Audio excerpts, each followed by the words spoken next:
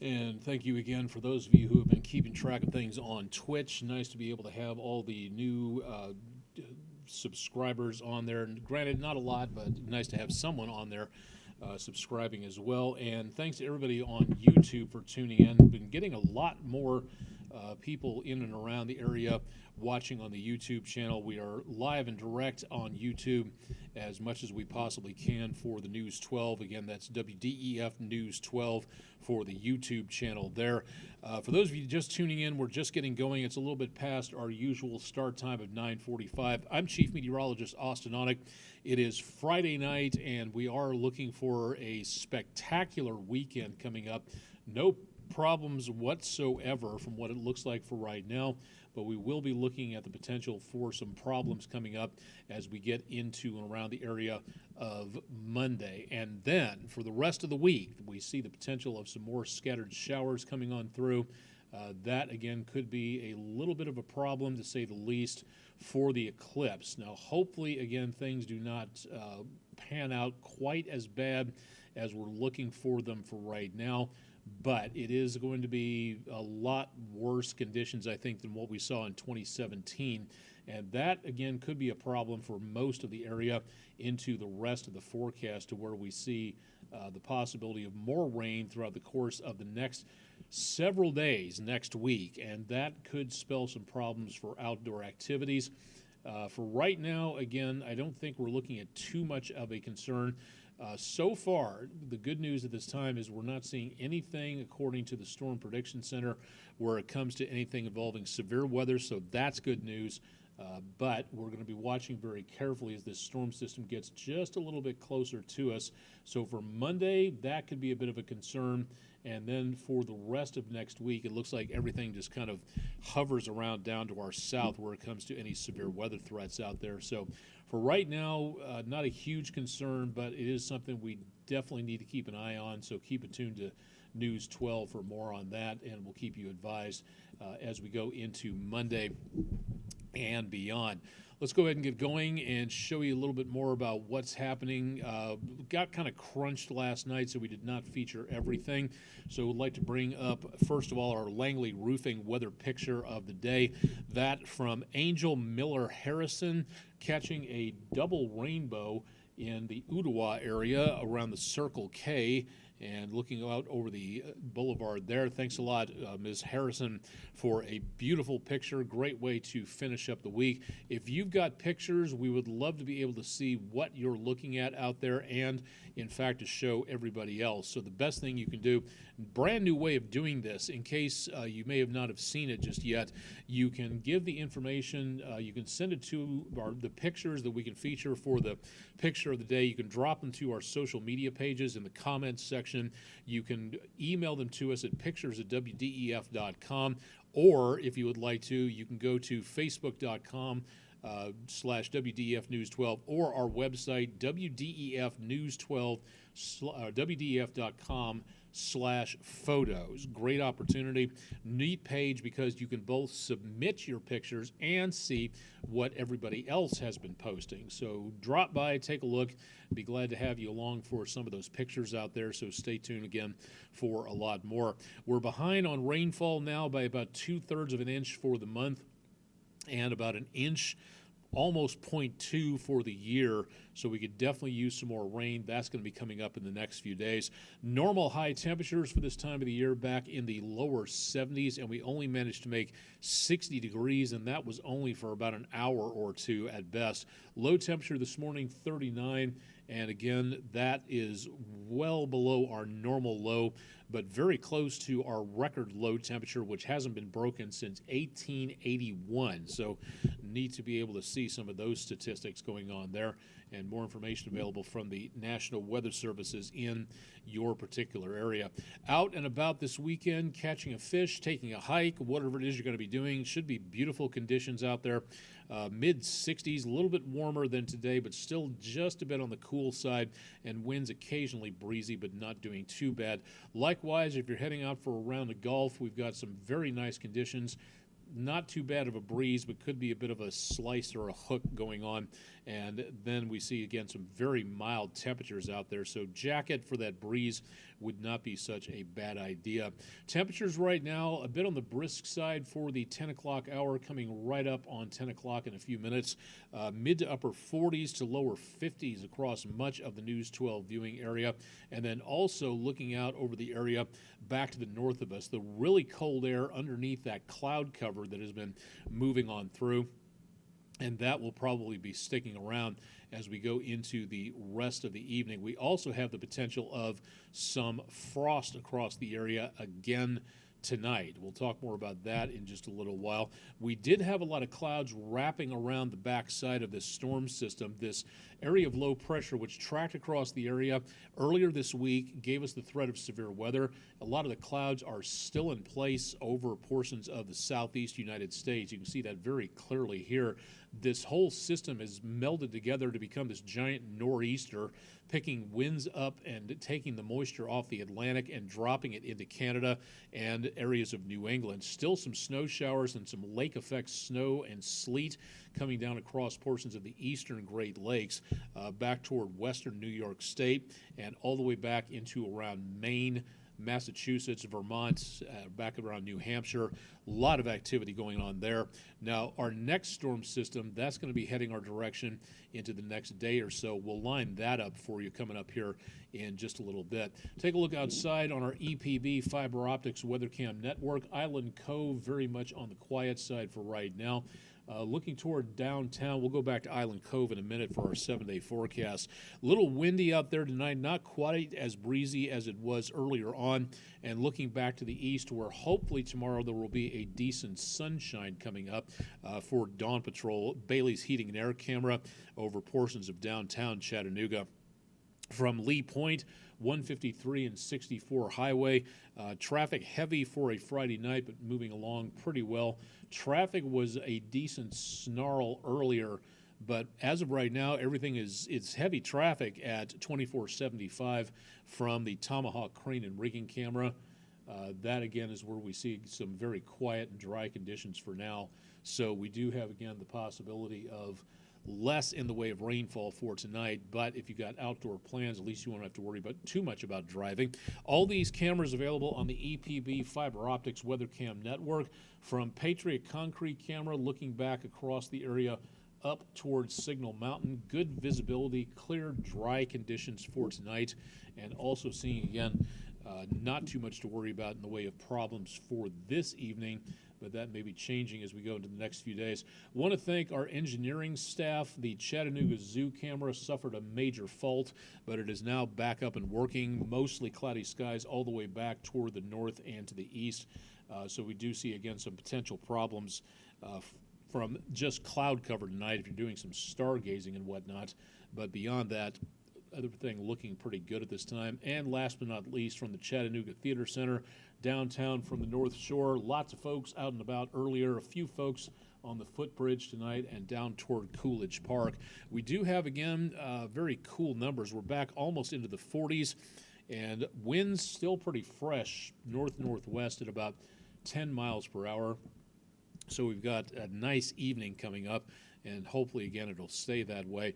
Here's what we're looking for as we get into tonight. We've got the potential for more precipitation coming our way, but not until the end of the weekend. So we've got, for right now, our last storm system out of here to the east, winds bringing some clouds back around there. High pressure over the Gulf. That's cutting the Gulf off from sending any moisture northward, but we are also seeing our next storm system well back to the west of us. Now, two things happening here. Number one, air around high pressure in the northern hemisphere rotating clockwise, so this will be pushing more moisture up this direction.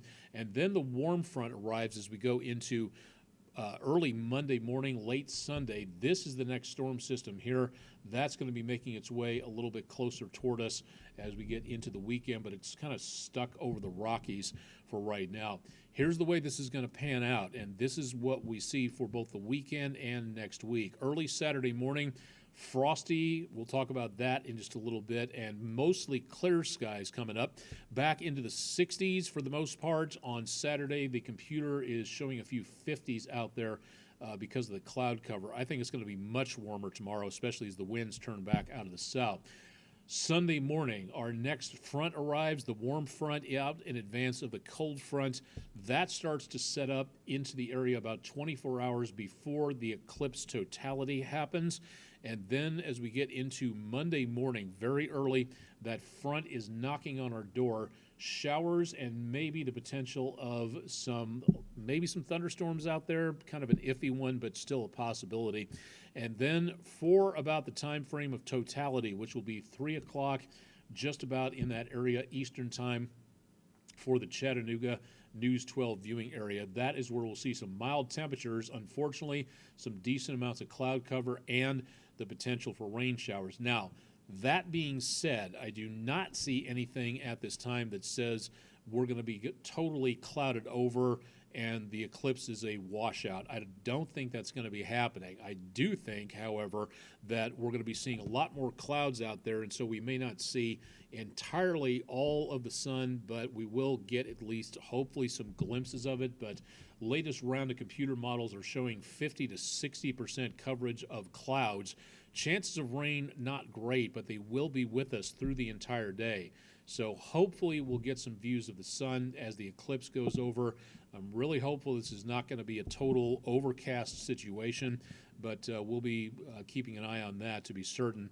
Now through Monday evening and into Tuesday morning, next part of that storm system arrives, and this one brings in better chances of rain and the potential of thunderstorms. The best potential of severe weather will be well back to our west, and by late Tuesday morning, more widespread chances of showers and maybe some thunderstorms in there as well. But the severe weather to the west, not a big problem for us here. So again, I think we're doing relatively okay on that. Now for tonight, got plants outdoors. Light purple is a frost advisory. Patchy frost possible, but again, more areas just hit or miss where it comes to the potential of frost. Darker purple is a freeze warning. That is going to be colder temperatures, especially in the higher elevations back toward the plateau and into the Appalachians. That's where we see, again, the worst possibility of frost and the more widespread, heavier frost potential in the darker purple shaded counties. That includes Fannin County, Georgia, Cherokee County, North Carolina, southeastern Polk County in Tennessee, Bledsoe and Sequatchie counties in Tennessee for that heavier freeze warning. So please keep that in mind if you have any plants outdoors, and go ahead and cover them up or bring them indoors if you possibly can. Let's go ahead and do our 7-day real quick and give you an idea as to what we are looking at out there. And again, from our Island Cove Marina and Resort camera, a lot of ground lights coming up, a lot of sky shine there reflecting off the underside of those clouds as that wraps around that area of low pressure, that nor'easter we've got well back to our north and east. We see again patchy frost tomorrow, but a beautiful weekend coming up, looking absolutely excellent there. Then we show for Eclipse Day the potential of showers and thunderstorms possible. Less potential here, more potential coming up on Tuesday. And then Wednesday and Thursday, this looks to be, unfortunately, a pretty soggy week. Chances of showers will go right up to about dawn patrol on Friday morning. And then, in spectacular bad timing, we get back to some sunshine with this very busy outdoor week coming up. The Chattanooga Lookouts first home game is this Tuesday. Right now, kind of even money as to whether or not we may have a rain delay or a rain out, depending on what goes on, and that may continue for the rest of the week at this point. So hopefully that's not the case. Keep it tuned to News 12. We'll let you know a little bit more about that. And again, hopefully the Lookouts return to some better weather. Really looking forward to baseball season. This is not the way I anticipated things really hitting off for baseball season this time around. So again, that will be kind of nice to get back out for a good baseball game. All right, last night did not have a chance to talk about a couple of things. Number one, wanted to introduce again our poll for the day, and this is available at WDEF.com/vote now. We have news, sports, and weather questions on there. Well, it's weather/science, and there's only so many weather questions available. outside of just guessing what the high or the low temperature of the day was. So friendandroofing.com, thank you very much for being our sponsor on this. The question of the day, the three major cities, and yes, that should be a greater than symbol instead of less than. Population over 100,000. The three major cities that get the most snowfall are all in which country? The United States, Japan, Canada, or Russia? Canada took 1/2 of the votes today, so kind of neat to be able to see that happening. But it was actually Japan that has the three snowiest cities with a population count over 100,000. So nice to be able to see that. That took 30% of the votes. Russia took 20, and the United States did not get any votes on that. So thank you very much to those who voted in our WDEF.com/vote now weather question of the day. This one brought to you by friendinroofing.com. So thanks for participating. This is something that I wanted to show you last night, and we just barely got it in before we had to do some recording in the studio at 10 o'clock, which we usually do on Thursday, and I should have realized that, unfortunately. But this is a picture of what the conditions look like over the Gulf, the Caribbean, and the Atlantic. What does this have to do with anything? I'll tell you in just a second, because these temperatures that you're looking at here, especially with that loop current going through portions of the Gulf of Mexico, these temperatures out into the Atlantic and over portions of the Western Atlantic and the Caribbean especially, these temperatures are comparable to what we would see in these areas during mid-July. This is exceptionally bad news. This means that, again, if conditions are correct and we have a decent amount of warm-up, it usually takes the oceans a lot of time to warm up from April, May, even into June and July. You have to wait for the sun to heat the ocean up in and around this zone. But now, because the oceans are absorbing all the extra heat from climate change, human-induced fossil fuel-caused climate change, that is something that is exceptionally worrisome, because if the oceans are this warm this early and don't get a chance to cool off and dispel some of that heat through those currents that go through portions of the ocean, then what does that mean for hurricane season? Well, for right now, that is, again, no good news for us at this point in time. You might have heard about this on other media channels, but this is something to really take a look at. The Colorado State and their Tropical Weather Prediction Center takes a look and issues a forecast in April, about this time of the year, to take a look at what may be happening. Now, the average in the center column, their prediction in the right-hand column. So for named storms, tropical storms, and hurricanes, a total of storms average between 91 and 2020, give or take about a 30-year average somewhere in there. Again, about 14.4. This year is forecast to be 23 named storms. So it's a good possibility we may go through the entire alphabet like we did back in 2005 and once again just a couple of years ago. Hurricanes average on a 30-year period 7.2. This year expected to be around 11 for the 24 season. Major hurricanes are hurricanes that reach Category 3 and above. So looking at an average of 3.2, this year expecting almost twice that much.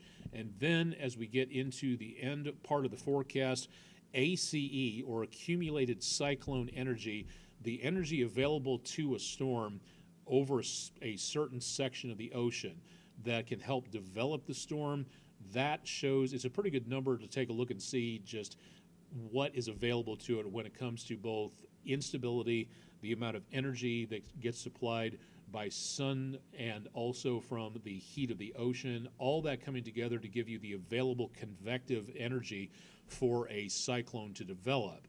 Usually during 91 to 2020, 30-year average, that number is about 123. This year, not quite twice on all of these, but basically for all intents and purposes, very close to being doubled. And that means we could see a very active and dangerous hurricane season in the Gulf, the Caribbean, and the Atlantic, and there's a lot of what I've seen from analysis by experts in the last few days, they're saying that especially with the Caribbean, as warm as it is, a lot of storms could form here. If the winds are in the right position, that could make those storms travel to the Gulf. And then if you've got anything going on in the Gulf of Mexico from the Keys back to Brownsville, you could be seeing a very short timeline where it comes to seeking shelter and getting out of the way of these particular storms. So for right now, this is, again, some incredibly bad news. It's not anything to panic over.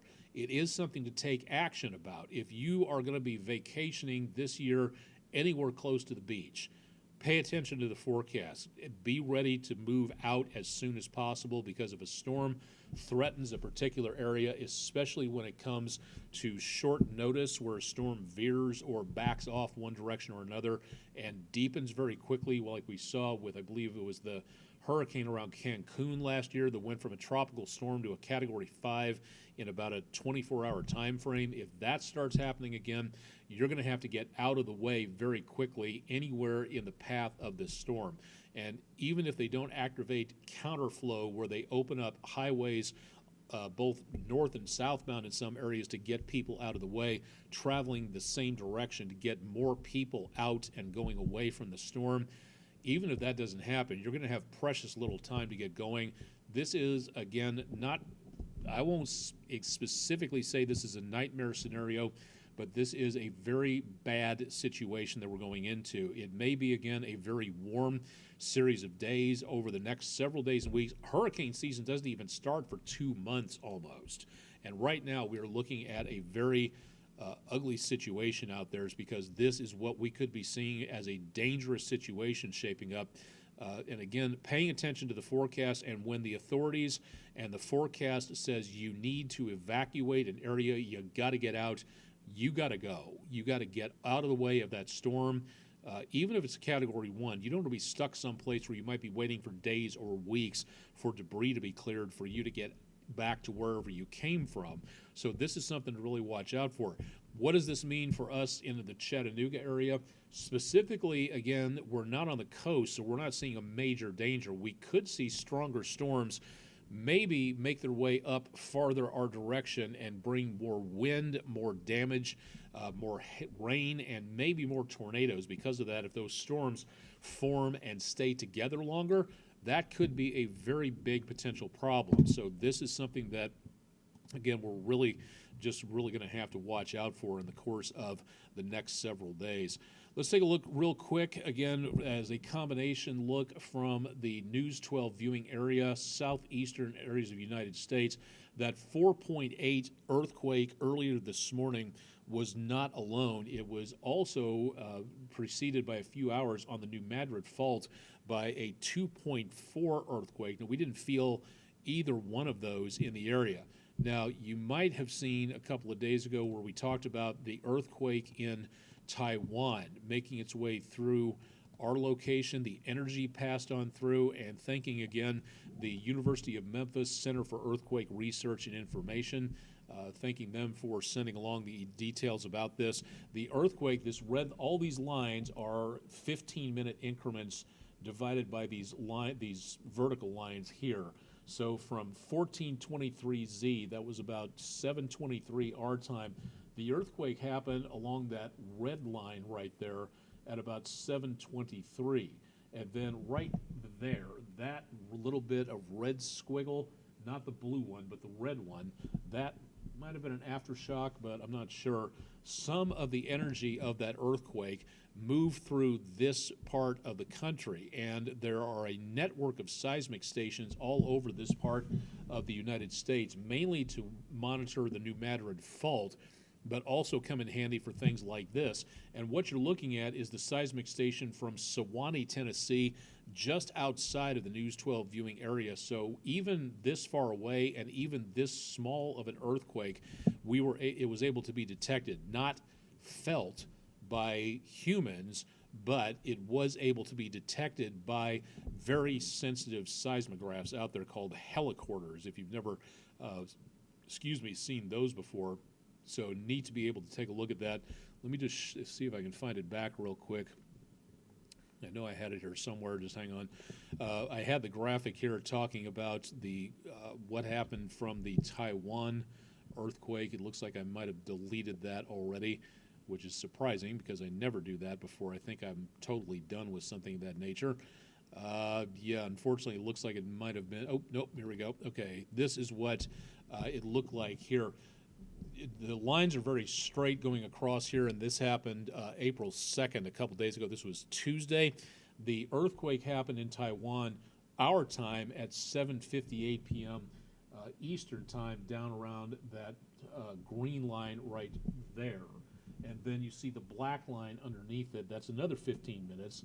And then right at about just past, where is it, midnight? Let's see, 7:58, 1, 2, 3, 4, okay, and that would have been about 8 o'clock, 8:15, give or take, about 10, 15 minutes later. Notice the red line gets really violent, up and down, squiggly, and the rest of that happens. That's the helicorder at Signal Mountain, Tennessee. That's the helicorder recording the energy from the earthquake. This big of an earthquake causes the skin of the earth, the crust of the earth, to basically vibrate like a ringing bell, and that energy passes on through. So that's really kind of neat to be able to see that. Now, granted, this is not weather information, but being a science geek, it's always nice to be able to share information like that with everybody. So kind of neat to be able to see this. Again, thanks to U of M, Sari, for having these helicorders available. Nice to be able to see that stuff on there. Think that's going to do it for tonight. We don't have a lot going on into, again, the weekend. The weekend looks absolutely excellent, but it's going to be next week where we're going to have to watch out for the potential of more areas of rainfall coming up, and that could be a problem for the eclipse. We'll be watching that with a lot of interest, again, through the weekend, so hopefully we'll bring you some better news coming up as we go toward Monday or so. We've been on for about 30 minutes. That's not too bad for us for tonight, so nice to be able to see what's going on there. Questions, concerns, ideas, if you're on Twitch or on YouTube, email address is right here at aonek@wdef.com, and our website, again, wdef.com/weather is our homepage for more details as to what is going on there. So drop by our website for both repeats of this weather blog. You can also watch us live on air. We'll have more details on your forecast coming up tonight on News 12 at 11.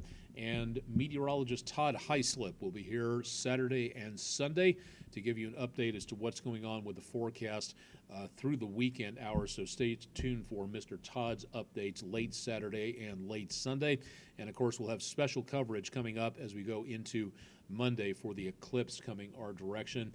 Outside of that, hope you have a great weekend, a safe one as well. Please, let's be careful out there. And again, we'll see for more information as to what's going on. Stay tuned for more with News 12, and we'll keep you advised as to what is happening through the rest of the weekend out there. Thanks for joining us on YouTube and Twitch TV, and we'll have more again through the weekend at our website, and more coming up later this next week. Live and direct from downtown Chattanooga, Tennessee, I'm Chief Meteorologist Austen Onek. Stay tuned for much more with News 12 throughout the rest of the weekend, and we'll see you back here again on Monday.